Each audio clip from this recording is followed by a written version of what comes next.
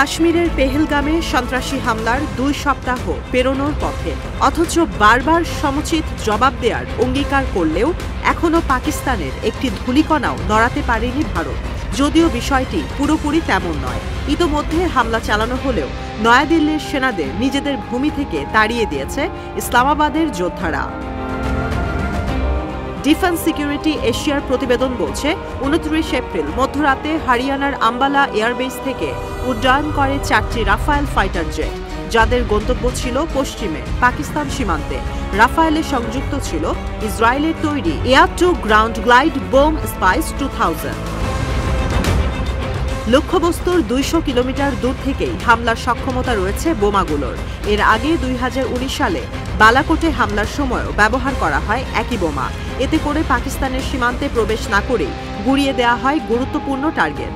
ভূমি থেকে ৪,০০০ ফুট ওপরে ছিল বিমানগুলো, তবে হামলার ঠিক আগ মুহূর্তেই বিধিবাম।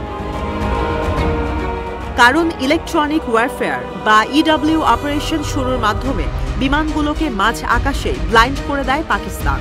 দেশটির গণমাধ্যমগুলোর দাবি, এই অপারেশনের ফলে রাফায়েলের সেন্সরগুলো অকেজো হয়ে যায়। পাশাপাশি জ্যামিংয়ের শিকার হয় কমিউনিকেশনস ও রাডার সিস্টেম। এতে পরস্পরের সঙ্গে যোগাযোগে ব্যর্থ হন পাইলটেরা। পাশাপাশি বিচ্ছিন্ন হয়ে যায় ভূমির কমান্ড সেন্টারের সঙ্গে সম্পর্ক। ইলেকট্রনিক ওয়ারফেয়ারের মাধ্যমে প্রাথমিক হুমকি সামাল দেওয়ার পর একদল জে-10 ফাইটার জেট ছুটে যায় রাফায়েলকে মোকাবেলার জন্য, যাতে সংযুক্ত ছিল cutting edge PL-15 BDR air two air missile. ফলে বাধ্য হয়ে সার্জিক্যাল স্ট্রাইকের অপারেশন বাতিল করে ভারত। ঝুঁকি এড়াতে এ সময় আম্বালার বদলে ফ্লাইটগুলো অবতরণ করা হয় শ্রীনগর এয়ারবেজে।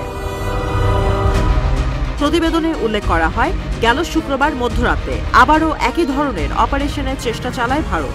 মূলত এবার হামলার বদলে পাকিস্তানি ফাইটার জেটের রেসপন্স ল্যাটেন্সি বা প্রতিক্রিয়ার সময় পর্যবেক্ষণ করা হয়। তবে লাইন অব কন্ট্রোলের কাছাকাছি এসে রাফায়েল বিমানের রাডারে দেখা যায় ওপারে অপেক্ষা করছে কমপক্ষে ৫০টি পাকিস্তানি ফাইটার, যার মধ্যে জে-10-এর পাশাপাশি ছিল JF-17 ও F-16।